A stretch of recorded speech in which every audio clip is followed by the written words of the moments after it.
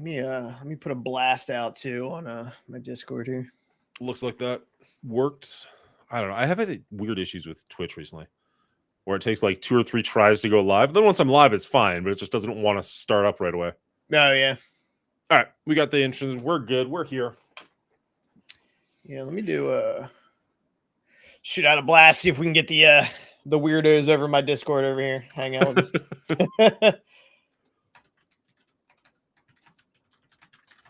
I think we'll do the taco shooter thing and stay in the Marvel Strike Force area, even though yeah, whatever.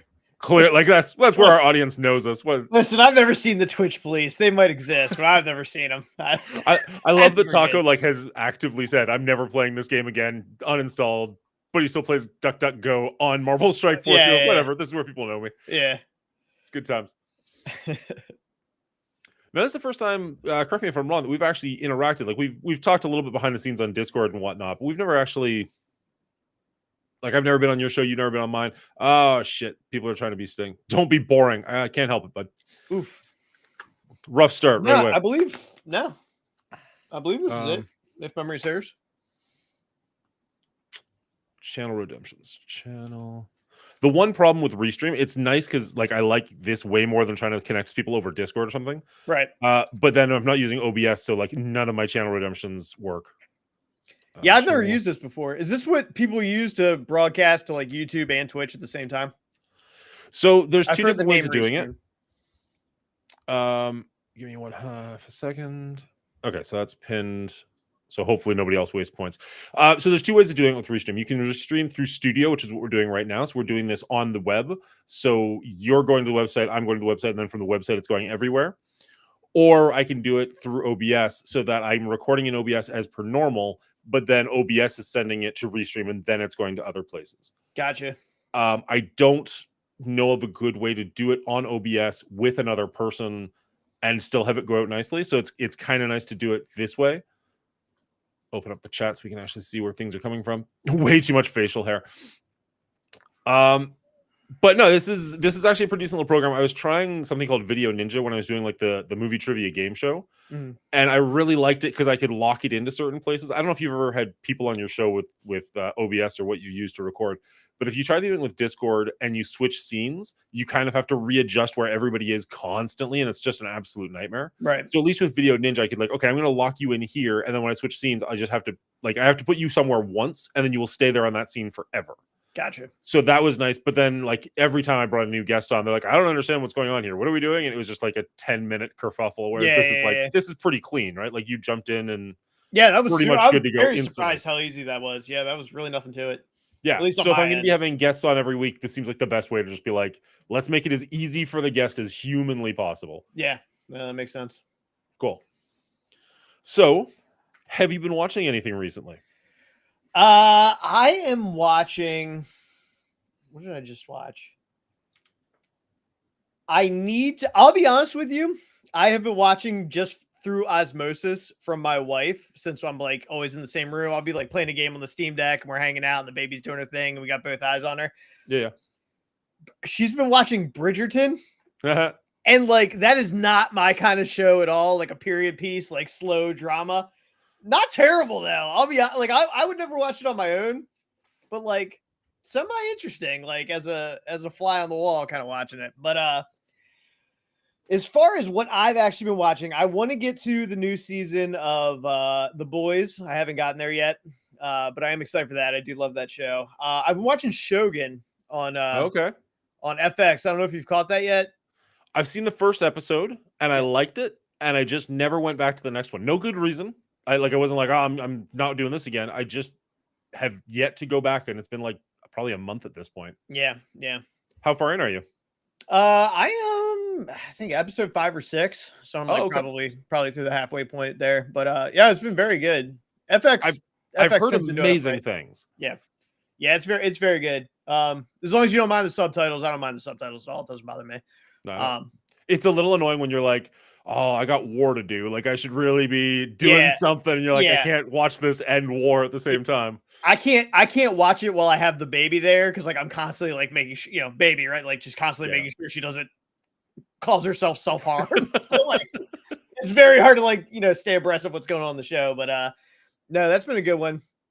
And then my go-to when I was spending a lot of time where like the wife would go to bed. She's a nurse, so she wakes up super early. Oh, geez. Okay. Days she works. I never watched Stargate SG-1. So that was my show while the baby was like real little. That I could sit there and like vegetate to and like kind of enjoy it and not really have to pay attention. But I enjoyed that. I fell off after like season, I don't think like 5 or something. I think that goes to like season 8, but that was fun. That was one of those shows that just went on forever. I didn't stay with it at all, but I'm aware of the show because my in-laws loved it.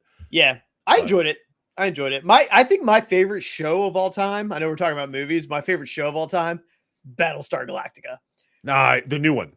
Oh, yeah, the new one. Okay. Yeah. Dude, Battlestar Galactica, I can watch that on repeat until the heat death of the universe, man. Like, I love that show. So I went through that one once, loved that show. I've not gone through it a second time, but I've been thinking about it a lot. I feel like season 1 is amazing, season 4 is amazing, and season 2.5 to like 3.5, like somewhere in there, it gets really bogged down with like religion and politics and like really, really weird, like deep things. But like there's some episodes that still stick with me to now where like I think about like certain things. I'm like, I should go through that again sometime. Like it was really, really good sci-fi. Yeah. I love that. I love Battlestar. I even turned, my wife's not even a huge sci-fi person. I had her watch it years ago and she loved it. So, nice. Yeah. I watched that with my wife as well. And same thing. Like she'll connect if it's character driven, but if the sci-fi is like, look how weird the aliens are, she's like, no, I don't care. Yeah. Yeah. Unspeakable is asking if either of us are watching Acolyte or House of the Dragon. I own House of the Dragon season 1. I have not even cracked the plastic on it yet, but I keep hearing how good season 2 is. So I'm curious to give it a go. And as far as Acolyte goes, I'm 3 episodes in and I'm not convinced I'm going further. Yeah. You watch all of those? I watched House of the Dragon season 1. I was bumming HBO Max off a buddy of mine. I have not gotten into season 2 yet, but I plan on it. I very much enjoyed season 1. Very much enjoyed season 1. I love Game of Thrones too. Final season was left a bit to be desired, but besides that, it was a great journey. And then Acolyte, I have not yet. That might be one of those things that like I throw on during some war attacks or whatever, where I could just kind of zone out. I'm not the biggest Star Wars fan, like, to be totally honest with you. I'm very casually like Star Wars. Like Mandalorian was fun. Like that was cool for me. I don't know. It just gets a little, I don't know. I just don't know if it's my thing. It's fine. It's fine. I take it kind of one at a time. I don't just like something because it's Star Wars. Like I'm not that kind of fan. So 100%. I totally get that.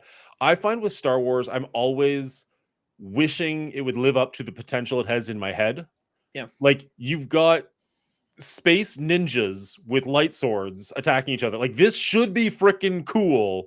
And somehow they'd find ways to make it really dull almost every time. And you're like, I don't get how you ruined this. And I don't mean like, there's a whole lot of like woke nonsense and whatnot, but like, I don't mean that. I just mean like literally, why aren't these people cooler?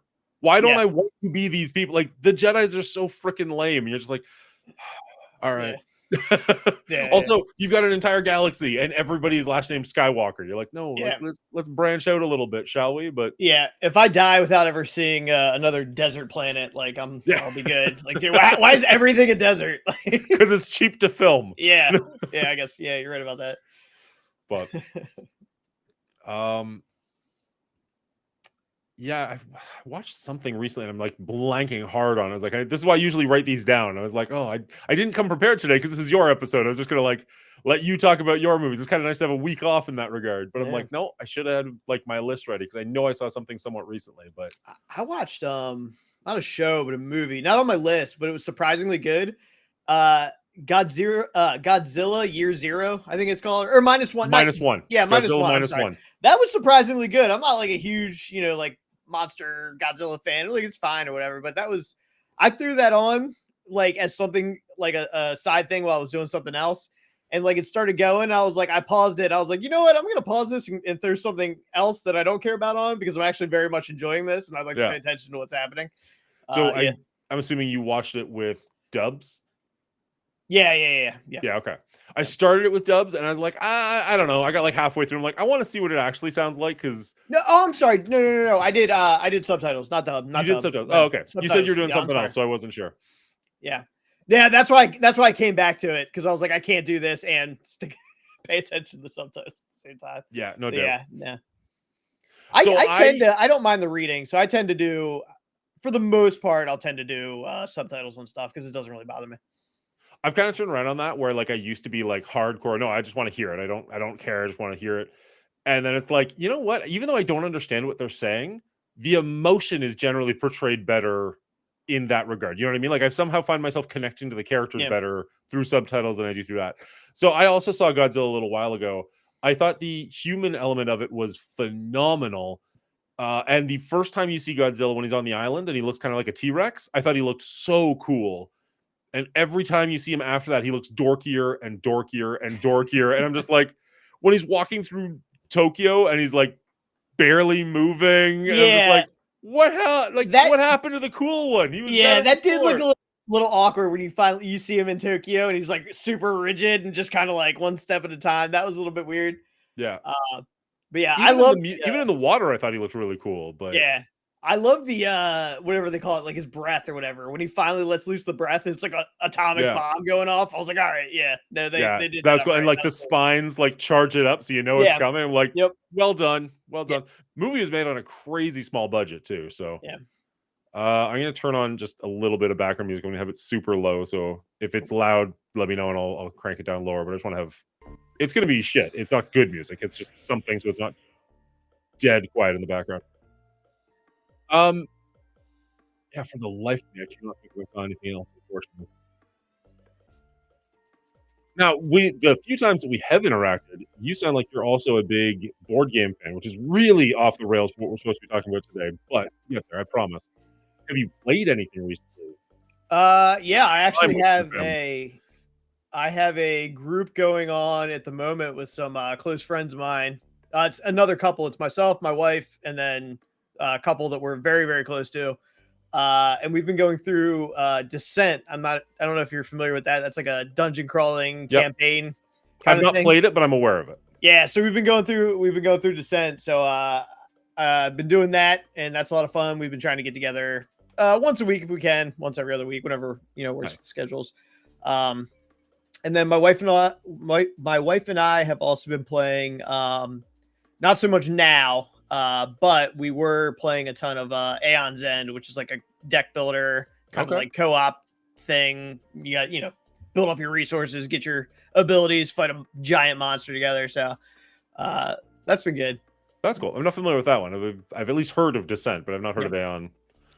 Yeah, I love board games, man. And like I love turning people on to modern board games. Yeah. Because like I hate like Monopoly. Everyone's like, oh, I love Monopoly. I'm just like, dude, Monopoly is garbage. I'm sorry. Sorry if you like Yeah. Monopoly. I hate Monopoly, like the random chance stuff. Yeah. Like I don't mind a little bit of that in my games, but like the modern games It's have a lot of like strategy and like I love competitive stuff, but there's a lot of awesome co-op games out there, and that really brings a group together, especially with people that tend to don't know much about modern board games. Like you get a co-op game and all of a sudden you guys are working as a team, you're strategizing, you're talking through like how you're going to approach something. yeah. um There uh is nothing worse than when you meet somebody and they're like, "Oh, I'm into board games." Like, "You're into board games? Cool. What do you like?" "Oh, I like Monopoly and Risk." And you're like, "Never mind." yeah. Like, I'll see you later, bud. We are not the same. I'm Yeah. sorry. You have Yeah. a good time with your board game night. Yeah. It's a great one. Chat might enjoy it. Being that we're Marvel Strike Force people and all that. Marvel United is a lot of fun. That's an excellent co-op game. Very low barrier to entry, easy to explain to people, but can be quite challenging. I have that one. I've played it a little bit. I do enjoy it. It feels. I'm not trying to be rude. Do you find it a little simplistic? It is, but that can change. Yeah, I think that's actually part of what I enjoy about it, to be totally honest. Because you can kind of show it to anybody. Yeah, because you can kind of show it to anyone. It is pretty lightweight, but you can also make it depending on like I think I have the base game and like 2 expansions, maybe. You can make it more in depth with like a $20 expansion, depending on like the villain you're fighting or whatever, which is fun. Realized I needed the pen that I threw away dramatically. Yeah, I have. I just recently picked up. Well, recently, a little while ago, Marvel Zombies, which is like a zombicide thing, but with the Marvel characters. Yeah. And it's another cooperative one where you're trying to survive. You can actually play as the zombies as well. So you're either trying to eat all the shield agents or play as the zombie or as the heroes trying to fight off the zombies. Again, it's a little simplistic, but at least it's tough to try and survive and keep everybody alive with you. So I enjoyed that one, but it is a little too long for what it is. You know what I mean? Like by setup and cleanup and everything, it's like a solid 2 hours. You're like, this would be a good like 45-hour long minute game, you know? Yeah. But unique card games like Bang. You know what? I don't know that I've ever actually. I think I played Bang the dice game. I don't think I've actually played the card game version of Bang. I've never heard of Bang. It's like an old Western game. I had the dice game. I didn't care for it all that much and kind of allowed it to leave my collection. But yeah, we recently just played one called The Castles of Mad King Ludwig. Okay, I've not heard of that. Oh no, it was interesting. It's a bit of a point salad one where you really have to pay attention to a bunch of different avenues. You're building a castle, and based on what rooms you have, you're going to gain more points if they're connected in good ways, stuff like that. Right. I really enjoyed it, but it was one of those like I like this group of people that I'm playing with are the only people I know that are going to play this game. There's no point in me picking this one up because my family will not touch it. It's just like, all right, it's cool, but no, not for long term. Yeah. I've been when I keep eyeing up Summer. Have you ever played Summoners Wars by chance? I'm aware of it. I've not played it. Gotcha. Like I've heard people talk about it, but yeah, I want to get back into that. Probably have to wrangle the wife here for a couple of rounds of that. I've been kind of getting the itch. That's a lot of fun. That's like, I don't know, calling it chess is probably too generous as far as the level of strategy, but it's like that. It's like chess, but like faction, using like a certain faction. Each one has their own kind of thing. Like you can be like whatever elves or frost dwarves, and they all kind of play in a different way and different unique abilities, different play style and everything. That's a lot of fun. Nice. Anti-Valor saying, Bang the card game. I lost it. Bang card game has unique cards that give you different abilities. You're trying to catch the bad guy, and the bad guy is trying to get the sheriff. Is it one of those like hidden objective ones where you don't actually know who the sheriff is, or are you aware of all the roles at the same time? Because sometimes those are a lot of fun. You get the right group, and you're just trying to like figure out who's who and try and kill them behind the scenes and whatnot. Like that can be a good time. Could be also be brutal if you're playing with the wrong people. We've been doing we not so much recently, but one night ultimate werewolf is that kind of thing, kind of a social deduction thing that can be fun. Nice. Yeah, that's a good one. The problem with those is you get someone's like, oh, I don't like to lie or whatever. I'm like, dude, it's a game. Like we're all still friends. It's cool. We're just playing a game. Yeah. I can't lie. I'm like, come on. You're right. Yeah. You'll live. Or you get that one person in the group who literally can't lie. Like they're trying, and you're just like, you are clearly hiding something. No, I'm not. You're like, terrible. Yeah. This game's over. Yeah. Sorry. What's up, Zero? How you doing? Let's get sticky with Mongolian. No, that's not okay. Well, out of curiosity, Purple Sticky, was the version with the actual correct spelling taken, or I have to know? So I've had this username for like Steam for like forever. It's a shout out to Biodome, which is a terrible Pauly Shore movie that I love. It's just like a terrible movie that they go on this whole rant about how they're in there and they're trying to convince them to grow weed basically because it's like whatever, it makes great rope and this they're like explaining all the benefits of growing Purple Sticky Punch. I used to play a lot of World of Warcraft back in my day, and I had the name it was Purple Sticky Punch, and I was pretty good at that game, and I was like griefing someone like PvP style. Anyway, I guess someone got mad at me, reported the name for being against terms of service or something like that. Oh. So they forced me to rename it, and I just renamed it and just pulled out a couple letters, and that just has stuck ever since. I haven't bothered. So. Gotcha. Okay. Interesting. I also played World of Warcraft back in the day quite a bit. Vanilla and Wrath of the Lich King, I kind of skipped over. Burning Crusade, I think was. Yeah. And then by the time we got to Cataclysm, I was just burnt out. And I'm like, I'm good. Yeah. But I loved it at the time. Vanilla WoW was a special experience, man. Vanilla WoW was... And they tried bringing it back, and I was like, yeah, I'll give that a shot. For sure, I love Vanilla WoW. And you get like a week into it, and you're like, even though it's the same, it's somehow not the same. Yeah, it's lost the magic. Yeah. Yeah. I never came back into it when they redid it. Just because I'm just not there in my life anymore. Like Yeah. I know who I am. Like I have a very addictive personality, and I get into like when I'm 100 miles an hour, and that's just like not conducive to, where I'm at and where I'm trying to be at this point. Oh, I know. I also have that where I'm like, if I go into something, I am like all in on something, right? Like there's no like dipping your toe in. It's you're either doing this or you're not, and if you're doing it, you are doing all of it. Yeah. So I totally get that. I got to like level 28 or something, and it was starting to get to that point where I'm like eating cereal while playing and doing like supposed to be doing other things. I'm like, oh no, that's why I stopped playing. Yes, okay, this is really bad for me, and having kids and whatnot. And I was single at the time when we first started. I actually, I remember the first day that I played it. I was living in an apartment with my wife, and there's like a big bay window, like right here, essentially, like just back behind my field of view. So I started playing it in the evening. My wife went to bed, playing along. And I just do this stretch motion just far enough back that out of the corner of my eye, I can see the sun rising. I'm like, oh no, I got to go to bed. Yeah. Like, so like crawling into bed. I was like, are you just coming to bed now? I'm like, no, I just had to go to the bathroom. I just got up to go to the bathroom. Just like hiding your shame. Oh yeah, for sure. I'm sure she's heard that story now, but I was just like, no, she can't know that I just played 12 hours with this stupid video game. Yeah. But all right, shall we get started and get into your let's do it, man. List and whatnot? All right, so I'm going to go to one screen, do a little bit of an intro, cut to you, and then we'll pretend that this is the first time we're talking. Cool. Let's do it. All right.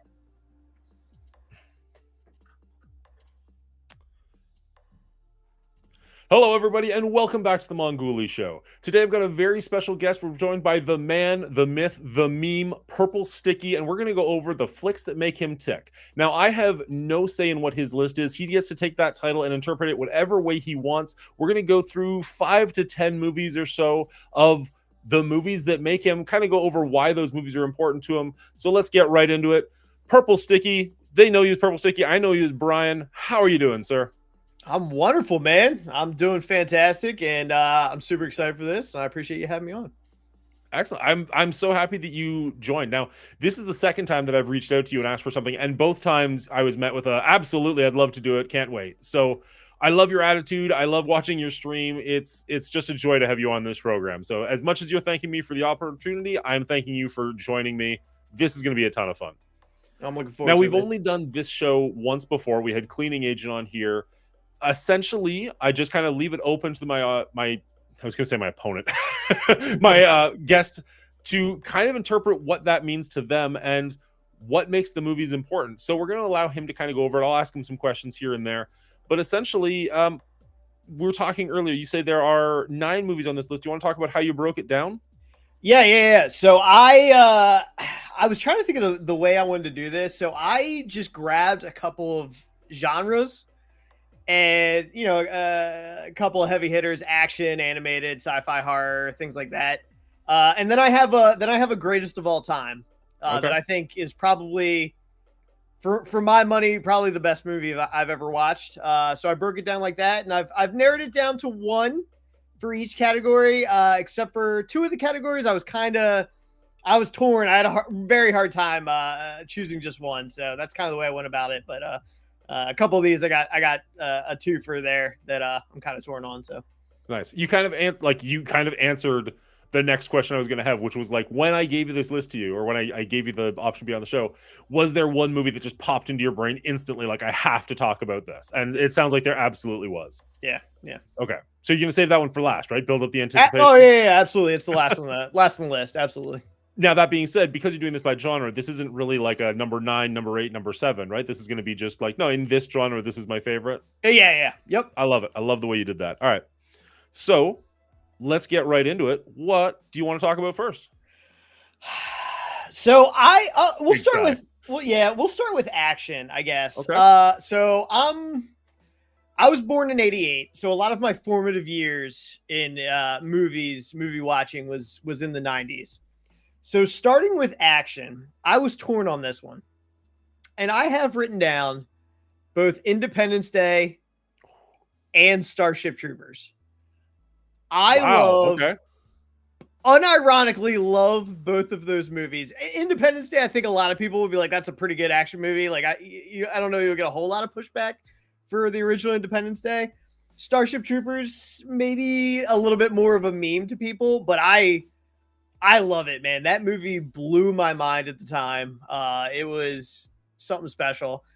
Yeah. And yeah, they're fun. And those are two movies that I could watch right now and I would enjoy them both equally. I think they're like both in their own way, kind of like perfect action movies. And maybe not, I don't know, like I say action movies, maybe not in a traditional sense. Action movies, you might think like Rambo or Predator or something, but I love them, man. I love them. Independence Day had like that over the top at the time, like blew my mind with the spaceships and it had everything, the comedy, the drama to it. I just an absolute classic that I would happily watch. And then Starship Troopers, man, God, I'm a sucker.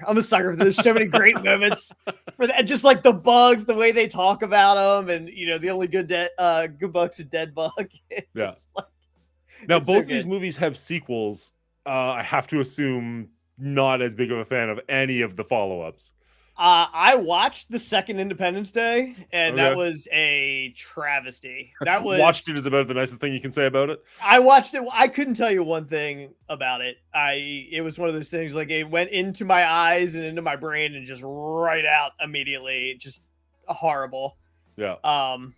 Yeah. They even like the main character. I think if memory serves, like Will Smith was his dad, and like he's like, hey, my pop used to fight the aliens. It's just a picture of Will Smith on the wall or whatever.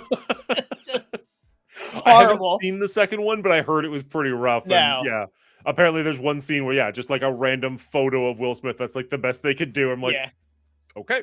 No, yeah, it's exactly as bad as you would imagine. And then I'm pretty sure the Starship Trooper ones, I believe those were all like straight to DVD kind of things, and there's a reason because they were just horrible too. I mean, they were just none of like the heart, none of like what made either of those movies special show through in the sequels at all. They just took the general idea and they were like, well, it worked one time, maybe we can make it work again. And it was just, you could tell it was just kind of a half there's kind of a magic to the first one that I don't think I honestly, I'm not entirely sure they did on purpose or that you could reproduce. It kind of just flowed so beautifully. And it's a weird one because like you wouldn't necessarily think from the trailers how, I'm going to say how deep it is, but that's not quite the right wording, but like how funny it is, how on the nose it is. Like it does a really good job of being anti-war while also somehow coming across as like pretending like in the movie they're very pro-war, but the actual message of the movie is so anti-war. You know what I mean? Like it's a really interesting dynamic that they're able to pull off. And I get why they weren't able to do it multiple times. Like that's a tough tightrope to walk along. But I remember watching these for the first time. Like these would like you were 88. Independence Day was 95. I want to say like you're 7 when that came out. I'm assuming you didn't watch it in theaters. I don't remember.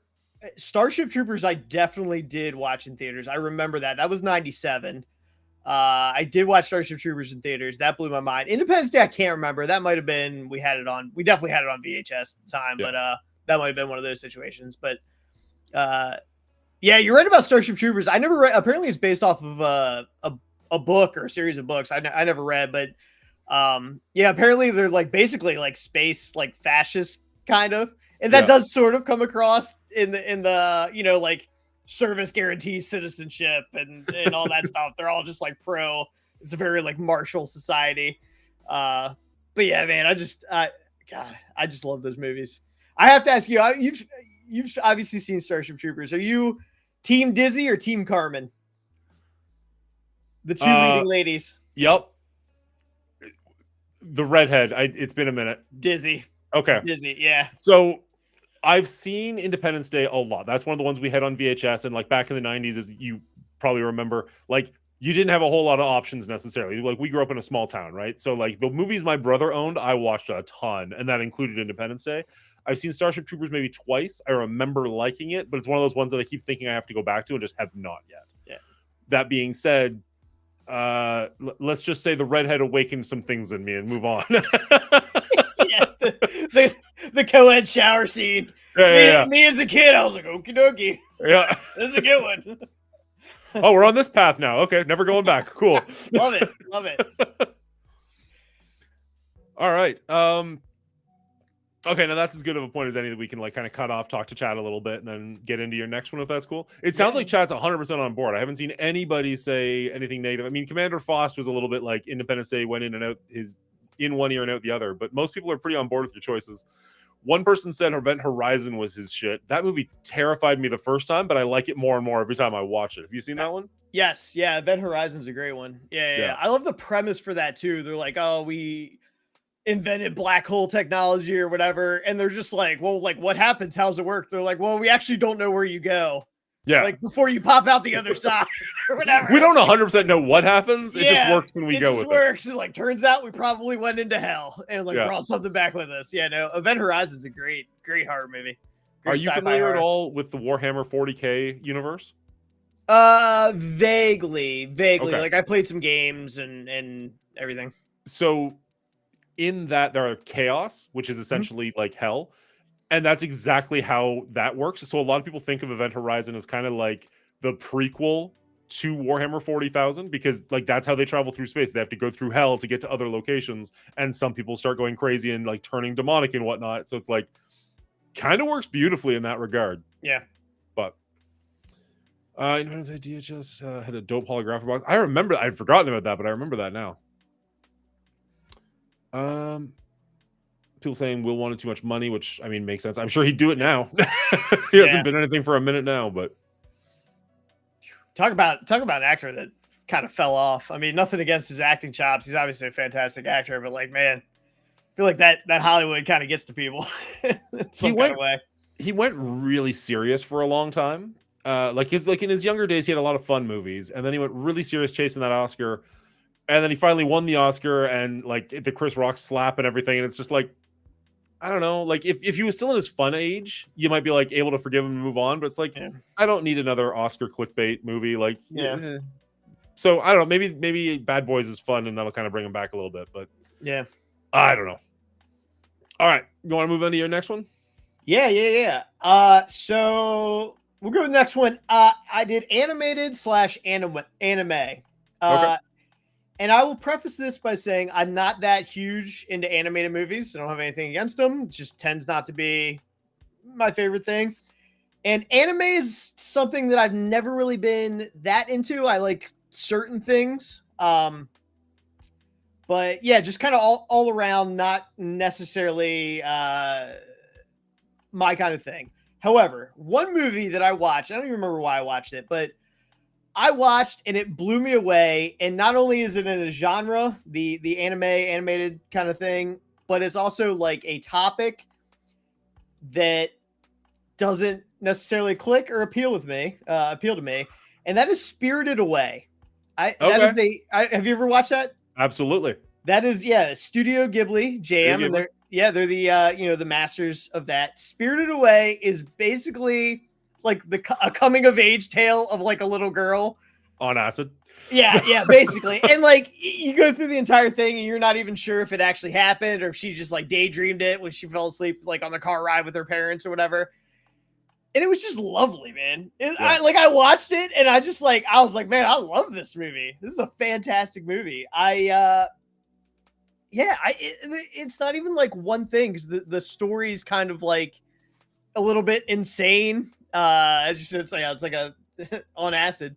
And I don't even know if there's like one thing about it, but it's just like I got done it and I was like, man, this was lovely. Like I very much enjoyed this. I never thought I'd see like an animated coming of age young girl tale. Like, that's just not something that I would probably like, and I absolutely love that movie. And the animation, Studio Ghibli is like the animation's second to none. It's like you're watching like it's like a painting in motion kind of thing, man. It's just like it's incredible. Yeah, no, I love Studio Ghibli. I will say this is one of the ones where I feel like I've probably seen it like 3 times now. My daughters really like it. And like the first time I was kind of blown away by it. And the more I watch it, the more I'm like, I don't understand 99% of what is happening. And it's just like, do I enjoy this? Or is it just really pretty? And it just kind of like gets me because of the artwork. If you enjoyed that at all, though, Princess Mononoke was the first Studio Ghibli that I watched and the second anime I ever watched. It's incredible, and it's actually like it's just as beautiful, but it's a story you can really follow. And that might sound lame for people who really like Spirited Away, but it's more grounded, let's say, while still being fantastical and still being gorgeous to watch. So if you're willing to give another shot, I'd say definitely give Princess Mononoke a try. I actually have watched that. I have seen it, and I did like it. It just maybe I don't think maybe had as much impact on me as Spirited Away. Maybe more likely because that was sort of my first foray into that kind of movie and what that could be, and like the art style and stuff. So that might have had more impact. But I did enjoy that, and I know their catalog of movies people love. I think I never saw My Neighbor Totoro. Totoro, is that what it is? Yep. I think that's another Studio Ghibli. It is. Yeah. So that one's really we could go down a rabbit hole now. I really liked My Neighbor Totoro, but it is much more simplistic and just kind of a heartwarming story. Like there's not a whole lot of twists or turns or anything to it. It's just kind of like these two little girls move out to the woods or move out to this place in the country. And again, it's like, do they actually discover this thing living in the woods, or are they just bored and letting their imaginations run wild? Like it's not 100% clear. Right. There are some dark theories online. I don't really subscribe to any of that, but it's a good watch. Like maybe when your daughter's a little older, that'd be a good intro for her, where like Spirited Away or Princess Mononoke, like Princess Mononoke's a little bit gory and Spirited Away can get a little brutal, where I think Totoro is a bit more tame. Yeah. I'm seeing chat mention Howl's Moving Castle. I've seen parts of that. I need to sit down and I probably one of these days just need to sit down and just kind of go through their catalog and like really soak it all in and get a good feeling for everything they have to offer, because I did really enjoy those. I think the storytelling and the artistry that goes into it, man, is really something special. Yeah, my wife bought me a box set. I think it's like one of those Amazon, like not a real box set, you know what I mean? Like somebody like made it fakely in their garage and sold it, but whatever. My wife got me one of those, and then like a week and a half later, they all ended up on Disney. And I'm like, oh, well, okay, I guess I'll just watch them over there. But thank you, man. I appreciate you. So I've seen a bunch of them. There's one that I've never been able to get my hands on called Grave of the Fireflies. And it's, I want to say it's like a World War II story or something like that, but it is supposed to be like devastating, like not for kids, and you know, don't watch it in front of people that you don't want to cry in front of, kind of thing. Like I'm super curious about it, but it's I can't find it anywhere. Yeah, I'll have to check that out. Looks like 100% on Rotten Tomatoes for whatever that's worth. That's got to be. Sounds like people love it, right? Yeah, like, got to be something. Yeah, I'll have to check that out.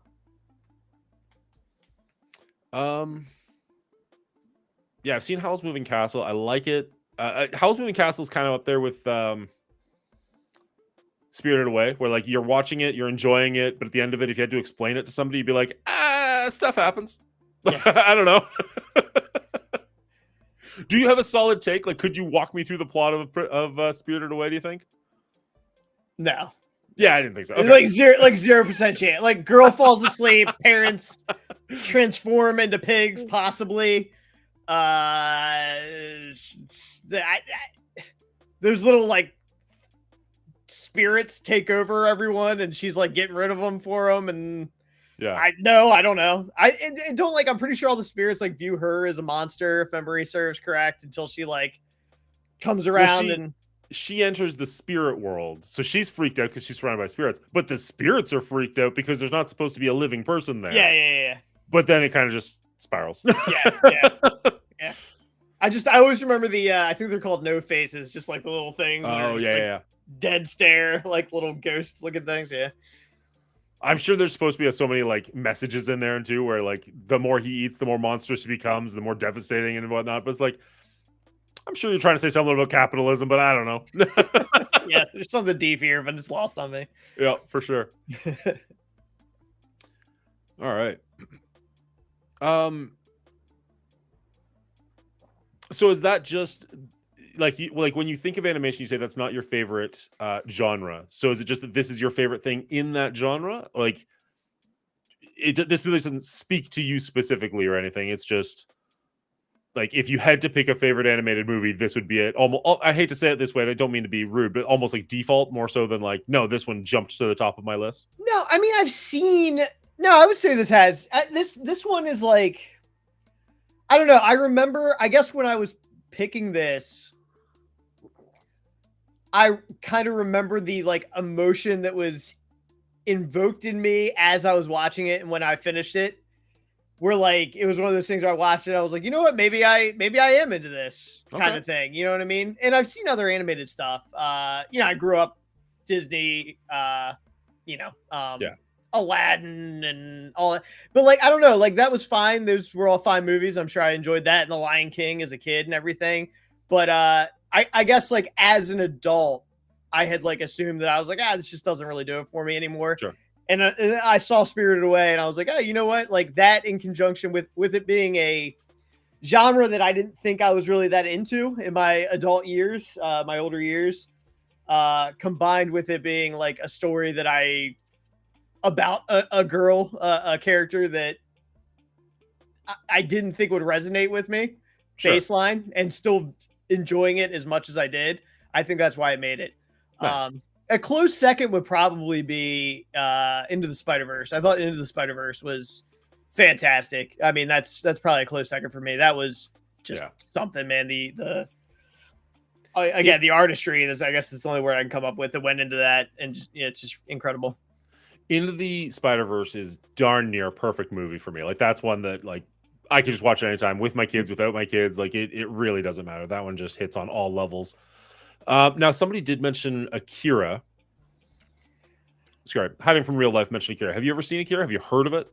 I watched Akira for the first and only time probably 3 or 4 years ago. That tells you pretty much everything you need to know about that right there. I know that is considered by many to be like the greatest anime of all time. I know a lot of people love it, and I thought it was super cool. I thought that was probably even almost more confusing to me than like Spirited Away. Like I don't know what happened. Like I know some people.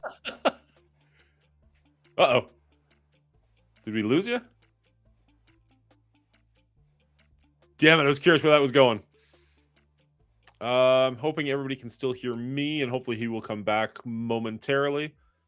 So I'll say that the first time I saw Akira was back in high school when we were supposed to be working on a communication project, me and a friend, and he was like, I should show you this. We're supposed to be editing a movie of some kind, and we spent 2 days watching Akira, and the next 2 days watching Clerks. Purple got sticky. And I loved it. And I was like, oh my gosh, like, are we back? I'm back. Yeah. Sorry. There we go. Yeah. I was just saying the first time I saw Akira, I was watching it in like a communications class. We were supposed to be editing a movie, and a buddy of mine was just like, no, let's check this out. It's really cool. And I'm like, all right, we'll check this out. I watched, I was like, this is amazing. Went to the video store again. I grew up in a small town, not a lot of options. The only anime they had there was Princess Mononoke. And I'm like, let's check this out.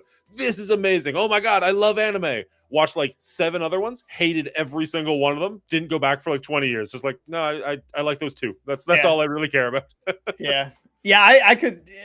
Akira was just so crazy. I feel like that's one of those ones, maybe if I watched it again, like a number of viewings, I might maybe understand a little bit better what was going on. But I was like, people have telekinetic powers and they're on a motorcycle gang, and this man is a blob thing for some reason that's absorbing everything into him.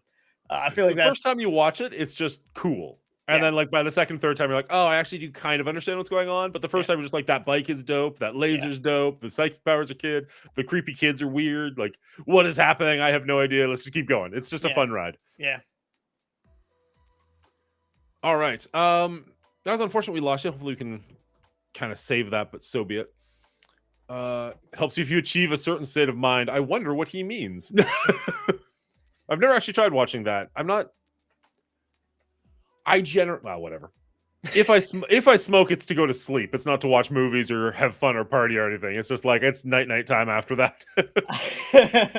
That's kind of where I'm at my career. I will say I hung out with a buddy maybe a year ago, and we had a night, had a very good time, and watched this is more of the action stuff. The new or the most recent Judge Dredd.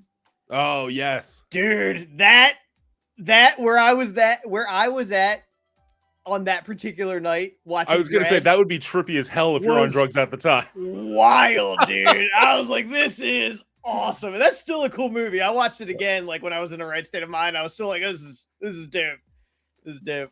Yeah. Why is he still falling? Is that me or him? What's going on? Yeah.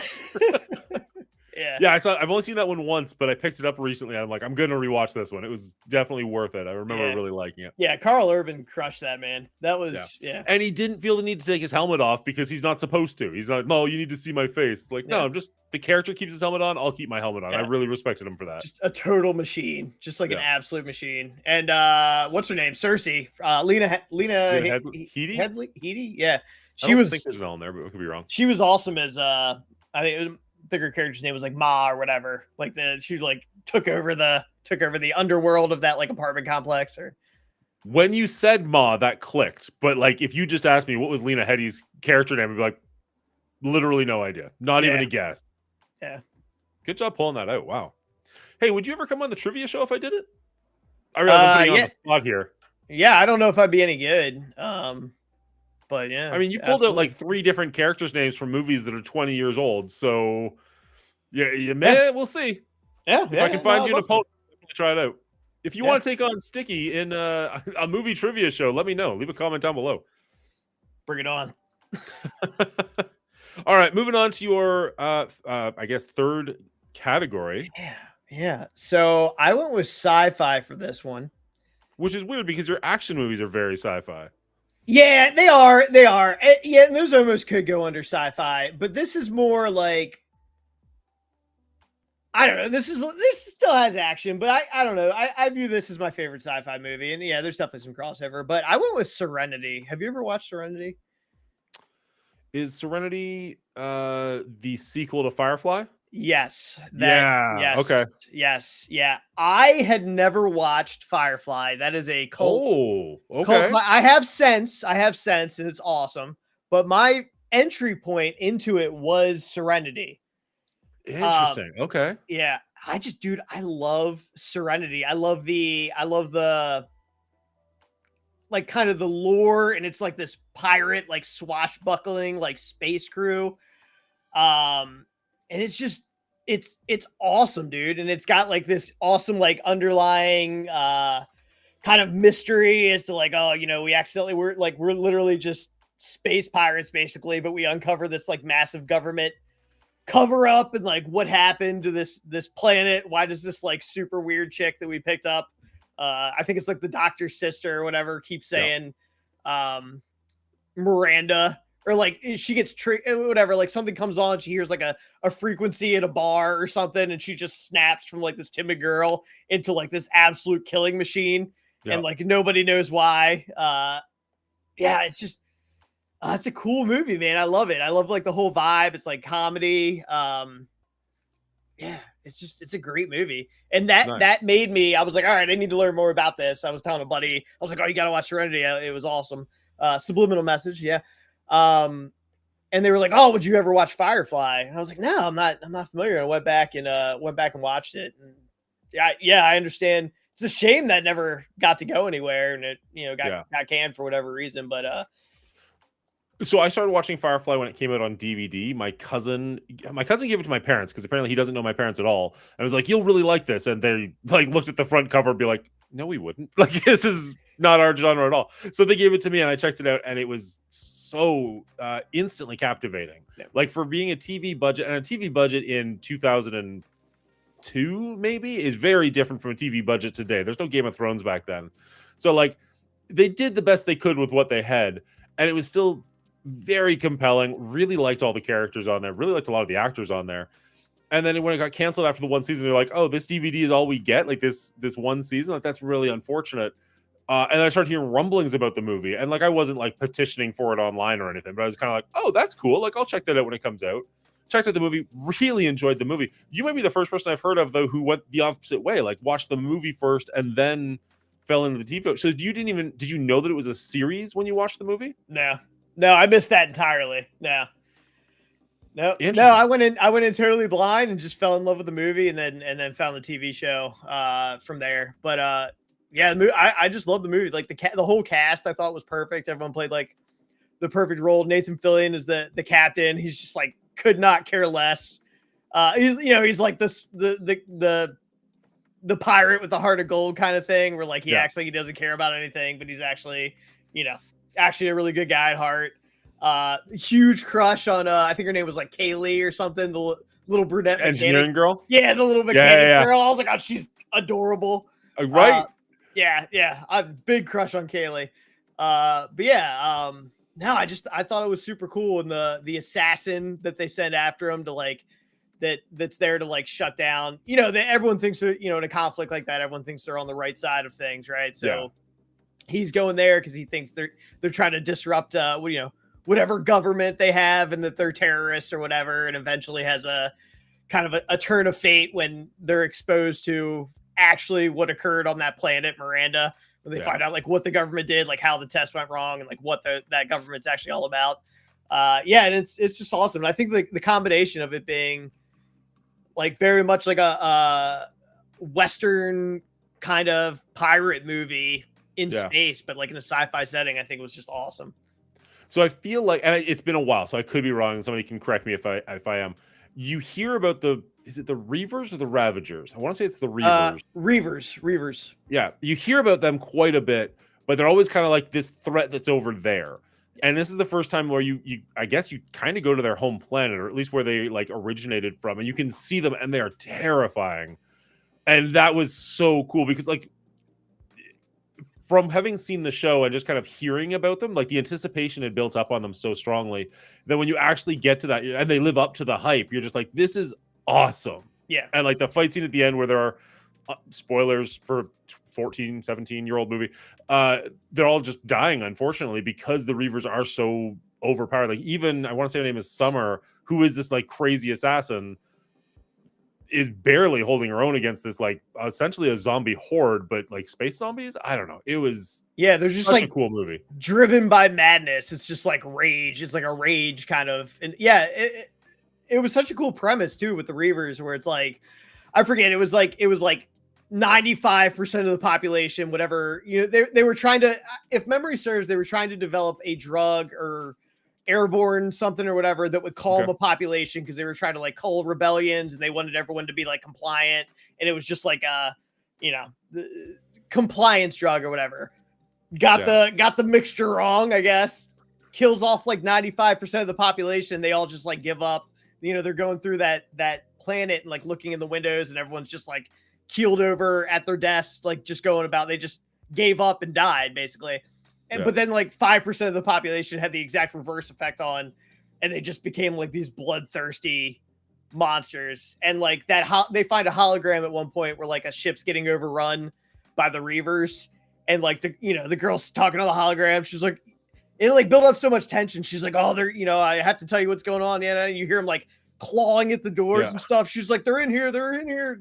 Fuck, just takes that way out, as opposed to, and you're just like, man, these things are nasty.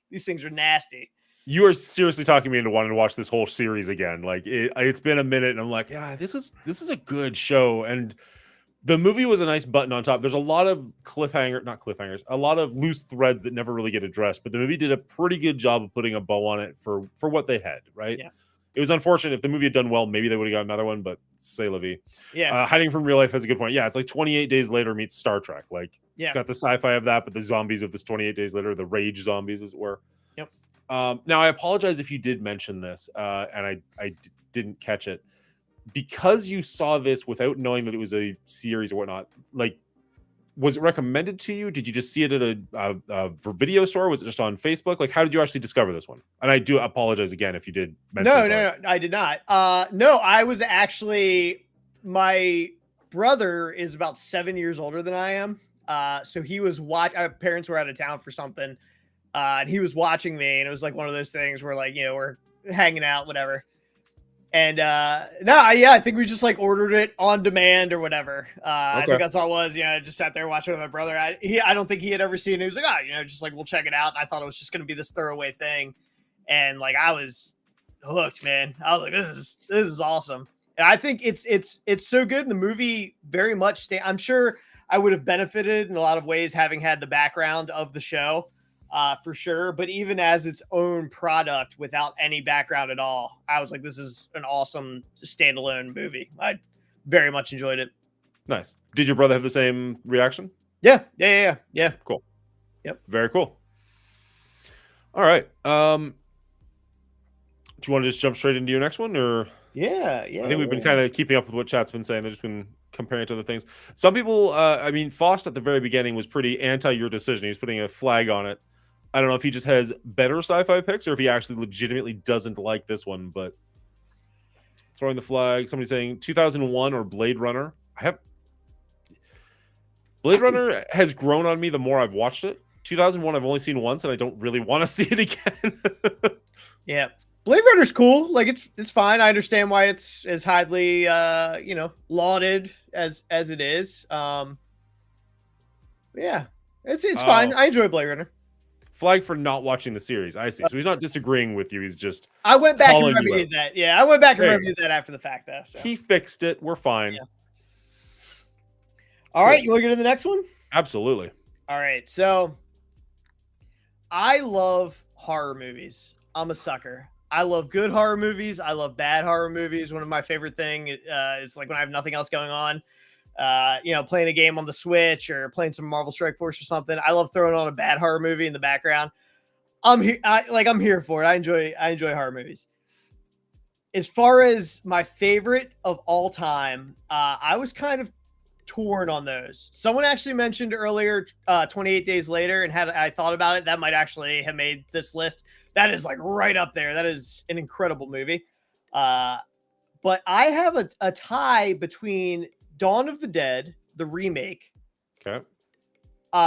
Which I want to think, God, maybe 2005, 2006, somewhere in there. I might be misremembering that, but early 2000s, I think. Dawn of the Dead remake, and more recently in the last few years, a movie called It Follows. Oh, yes.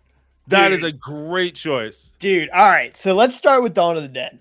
Okay. Dawn of the Dead, the remake, has what I consider to be one of the coolest, most badass, discomforting intros to a movie, openings to a movie that I've possibly ever seen. Like, she gets off her shift and like there's a whole, like, what you're getting into with Dawn of the Dead. There's going to be zombies, right? It's in the title. Yeah, but like, there's like that intro and she's like coming off her shift and there's like someone laying on a stretcher and she's talking to the ambulance people and like, you're like, is that guy going to pop up right there? But like, no, everything's cool. She heads home. She meets with the fiance. They do whatever. Says hi to the little, she's walking to the house, says hi to the little girl skating in the front yard or out in the street there, goes in. And then middle of the night, they get woken up because that little girl's just standing in the doorway of their bedroom. And the husband gets up. He's like, whatever her name is. He's like, is everything okay? You good? And it's just like, as the camera gets closer, she goes from the shadows into the light a little bit. And you can see like things are not good. And he's like, I got you, baby. Like goes to pick her, and she just goes right for the jugular. And within like seconds, the husband turns, the wife's freaking out, like gets in the bathroom. He's coming through, and they're just like, I love the zombie ones where they're just like, zombies were scary in like the 70s when the original like Night of the Living Dead came out. Cause like, I guess, no one had really seen anything like that. And like a slow moving, like lumbering evil coming at you. But like in the modern day, like that, we've seen enough of that I think is kind of worn off for a lot of people. But like, dude, the fast, like where they're almost more like animals, they're predators than they are like shambling undead, right? She gets out the window, man, and that scene where she's just like booking it for the car, and you just see the chaos in the neighborhood around her. And it's just like all of this happened over the course of like 7 hours. Right, where like she's inside asleep and you go outside, there's just houses on fire, people are running down the street. That opening to that movie, man, is just so cool. I love it. Yeah. Ving Rhames is awesome. I was trying to think, because like as you were describing the opening, it's like I don't remember. Like I remember the little girl, and like I want to say she like launched herself at the dad. So it's been a minute. I've only seen this one once. But I remember how disturbing that scene was, of just like, we're starting off with the little kid. Like, Yeah. Nobody is safe in this world. This is going to be dark, right? So I'd forgotten the nurse part and her getting off work and whatnot, but like the time frame. I just remember I thought they woke up in the morning and like this little girl's just like, let's go. And it's just like it gets like you hit the ground running with that movie, right? There's no like half-hour build up or what's gonna happen next. It's like, no. This is the zombie apocalypse. Let's get right into it. We were actually talking about zombies somewhat recently, I think with the other Brian, Run 7. And like in a world where people know what zombies are, so like in our reality right now, I don't think that like Night of the Living Dead zombies are a threat. You know what I mean? Like, I think it'd be much more like Shaun of the Dead, where you're all just kind of like, whatever, have to pass 3 dead people on my way to work. Like, they're just shambling around. Like, I don't want to out you. You said earlier you've got a gun case right behind you. You know what I mean? Like, there's so many people in North America who are well armed, where it's like, if you know what zombies are, they're not that scary, which is why most of the time they take place in a universe where they've never heard of zombies, and they call them like walkers or the dead or something else. But then you get a movie like 28 Days Later, like this one, like World War Z, where like the zombies are so fast. World War Z, they work together almost like an ant colony to get over like obstacles and stuff. And you're just like, there's nothing I can do. There's nothing I can do to keep my family alive in this situation. We're toast. Like, it's an element of like the horror to it that I think works very well for like a modern audience. But yeah, it's just like the animalistic, like they just don't stop, right? They never stop, and I think that was a cool part. But it's just like it's a fun movie. But that opening, for sure, like it's one of those movies, man, that I'll throw on anytime. Like I'll throw on Dawn of the Dead, I'll have a good time watching it. Like I can enjoy it as many times as I've seen it, I can still enjoy it. I remember there's definitely parts that I really enjoyed and parts that I thought were really, really cool. But I feel like, because spoilers again, at the end they get on a boat, take off, like the 1 or 2 of them that survive get to an island and then get attacked during the end credits in the island. It was just like this, nobody survives. Like it depressed me so much that like depressing. No, there's no hope, hope. Like that's not the point of this movie. Cool movie, but I just like, that is my takeaway, is just like, oh, we all die. Yeah, that's true. All right, so my other one is a more modern horror movie, and that's It Follows. It Follows is, I think it's like a horror masterpiece, man. Like a modern horror masterpiece for me. And it's such like a simple concept, but what it lends itself in like the cinematography of it. And so, all right. So for anyone that has never seen this, you're going to have to explain this one. This is such a little indie movie that I doubt many people know what you're talking about. But I've seen it and I loved it. So we're good with spoilers, right? Like I'm going to assume if it's not like this summer, go for it. Yeah. Okay. All right. So it opens up with a girl going on a date or whatever, and essentially gets like, I guess not really date raped. No, it's consensual. It's consensual. Yeah, it's consensual. But then he like knocks her out and she wakes up, she's tied to a chair. And the guy is like standing there talking to her. She's obviously freaking out. Like, what the hell is going on? And he's like, all right, you need to listen to me. He's like, I'm so sorry that I did this to you, but there's going to be something is coming. It follows the chain of anyone that you have sex with. He's like, someone did it to me. The only way that he's like, you have to go and do it. You have to have sex with somebody else. You have to, I mean, it's like, you have to pass on this curse. You have to yeah. It's like a sexually transmitted demon. Like, I mean, it's basically what the movie is. It is basically a sexually transmitted disease, is like the undertone of what the movie is, right? Exactly. Yeah. I guess you don't really get away from it by giving it to somebody else, but other than that. Yeah. But but yeah. Pretty much. Yeah. And he's like, you know, it could look like anyone. It could be someone that you've never met before. It could appear like someone that you love. It's going to try to get close to you, this and that. And basically, it's just always walking towards the target. Yeah. It's always coming, no matter what, no matter where you go in the world. It can only ever walk to you, but it's going to get to you eventually. And the only way to buy yourself time is to sleep with somebody else, because now it's going to go for them. And the beauty of it is, as the movie is going, it sets up it conditions you where you're paying attention to the scene, but you're also paying attention to who's acting weird or doing what in the background of that scene. And you're like, is this the thing coming? Like, am I watching the thing approach her right now? Yep. Or is this someone that's literally just walking through that lawn because they're heading to their house. Yeah. And it's like, and they do a good job. Like there's some fake outs for that too. Where Yeah. you're like, oh shit, it's almost on them. And it's just some kid who couldn't care less about them. You're like, yeah, oh man. yeah, it's incredible. Yeah, it has you watch, like it has you on your toes the entire time of like, is this thing there right now? Am I watching this character walk up? Is this it coming for her right now? Or is it just some random person? Because you never know the form that it takes. I think it's fantastic, man. I think it's a great movie. There's some oddly disturbing imagery in it too, right? Like it's not gory per se, but like at one point they run out of the house and they're driving away really quickly. And they look back and there's just like an old naked woman standing on their roof or something. Like it got that close to them, but couldn't quite get there. And you're just like, oh, like it's just disturbing. And she's the only one that can see it. So all of her friends are just trusting her. Yes. Well, eventually, at first they just think she's crazy, but eventually they're trusting her. This is such a low budget indie film. Like if you told me this was made by people in college as an art project, I would 100% believe you. But it's so well done. You buy the fear. As you're saying, like the background imagery just gets you where you're just like, you're constantly scanning the background for like, is that the person? Is that them right there? Like what is going on? What a great choice. I'm so glad you brought this one because it's one of the ones where like I wouldn't have talked about it for any other reason, but I'm so glad that we get to now. Yeah. It blew me away. And yeah, one of the things too was the budget, because to your point, it's like, it's obvious they did this on a shoestring budget, but like, the cinematography's there, like everything's there. It's filmed so well, but like, it's one of those things where like, you don't need special. I don't know that there might not be a single special effect in that movie it's all just, The pool scene would have been interesting to do.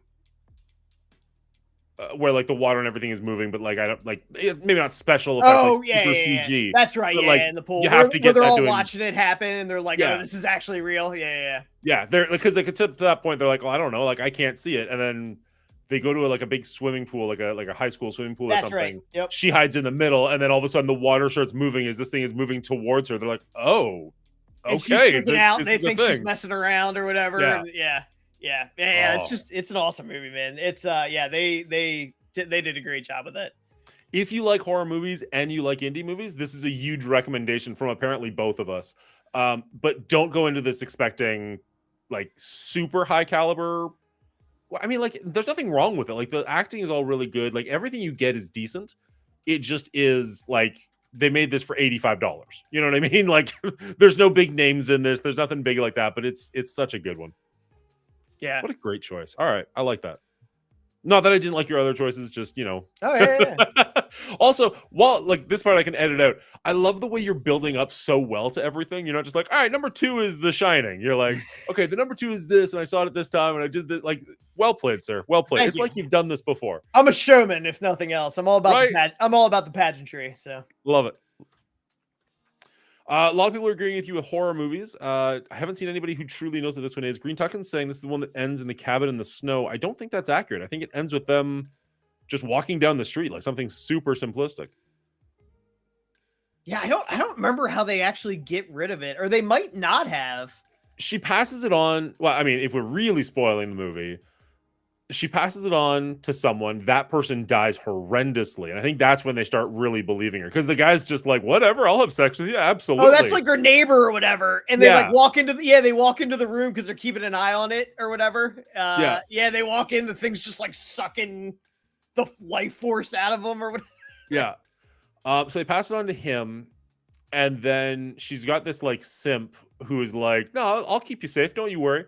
So she has sex with him. And then he goes and finds a hooker. And he's like, well, if you want to get away from this, let's just give it to somebody who's going to give it to everybody.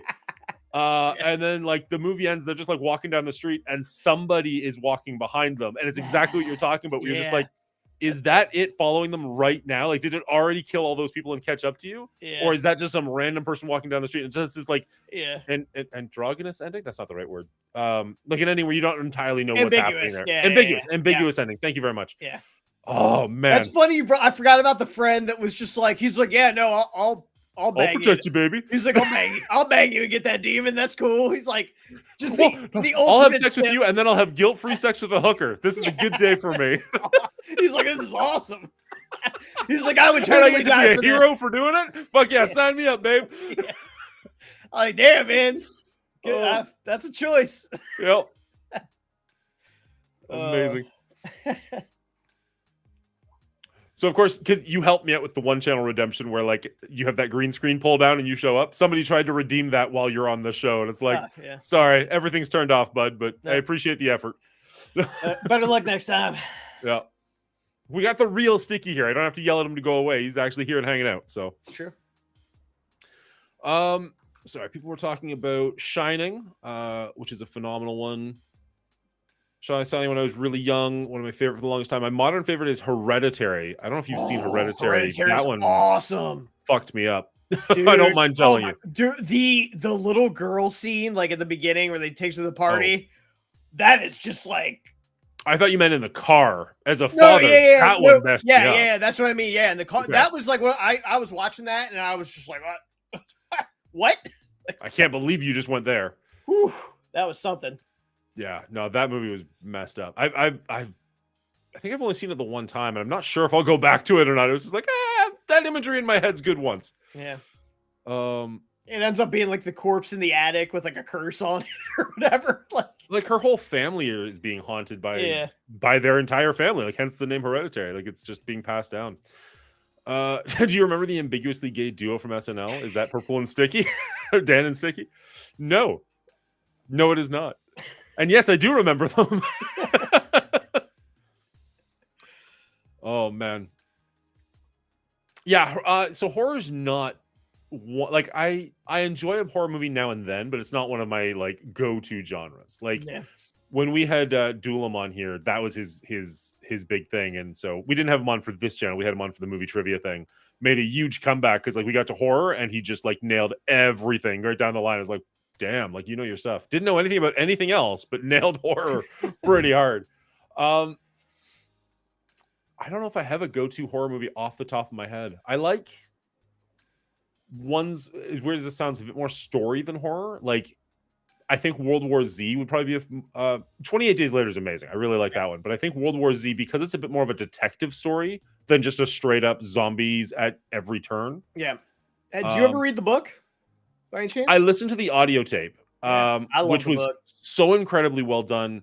Because I assume like the audio tape has to be a direct copy of the book where it's like he's doing interviews with people, right? So the audio tape was actually him as the interviewer, or I don't know. The author was one of the characters, but everybody they're talking to is like Mark Hamill, Matthew McConaughey, like actual actors. And so it's almost like you're listening to like, I was going to say CBC, but none of you know what that is. Like the news or something. You're just getting all these different accounts of what's happening over the years. And it's like, this is a brilliant way to write the book, but this actually works really well as an audio tape as I'm driving down the highway, because it literally just sounds like I'm listening to the radio talking about this apocalypse that happened like 15, 20 years ago. Like, I get that the movie is not as good as the book, but I feel like there's such different things that they can both coexist. And I almost wish World War Z was just called something different. Like the movie was just called something different so people wouldn't compare them. Because I think they're both really well done. They're just not the same. Yeah. I think the imagery in the movie, where you were saying it's like an ant, it's just like they literally, they're just spilling over top of each other, like climbing on each other. Like that was, that was super cool. That Jerusalem scene was terrifying. Where you're just like, oh, they're capable of this. Because like the wall is a brilliant idea. Like, all right, we're good here. And then they're just like, once they realize there were people on the other side, they're like, oh, we got this. Yeah. Like, oh. Yeah. Sorry. Oh, I was just saying, if you don't mind subtitles, Train to Busan. Train to Busan's awesome. Okay, I thought that's where you were going. Sorry, I not where I'm going, but Train to Busan is all. I do love Train to Busan, but it's actually a vampire movie. Oh, okay. Let the Right One In.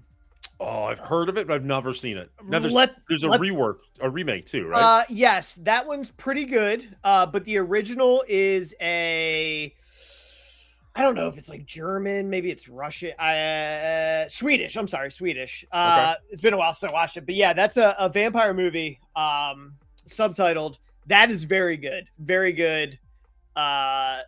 Slower, story-driven kind of thing, about like a little girl who's a vampire and like befriends this kid in this neighborhood, and like there's a guy that takes care of her and like gets her what she needs or whatever kind of thing. That's an excellent movie. I highly recommend that. Let the Right One In is very good. Nice. I've seen pretty much everything you've talked about until now, until this one. So this one I'm putting on my list for potential viewing later on. Because again, I've heard great things about it, but I like the recommendation. Yeah. Yeah. The Eurolist one was, I'm going to say, Let Me In, I think is that one. And that's fine. It doesn't hit the atmosphere and the acting and the entire vibe of the original. Sure. Let the Right One In is excellent. Nice. Very good. All right. Moving away from horror, what is your next category? All right. So next one I went with kind of a I put down crime/drama, kind of a whodunit sort of thing. And this is generally a genre that I don't dislike, but it's not necessarily my go-to. But this is a movie that has one of the,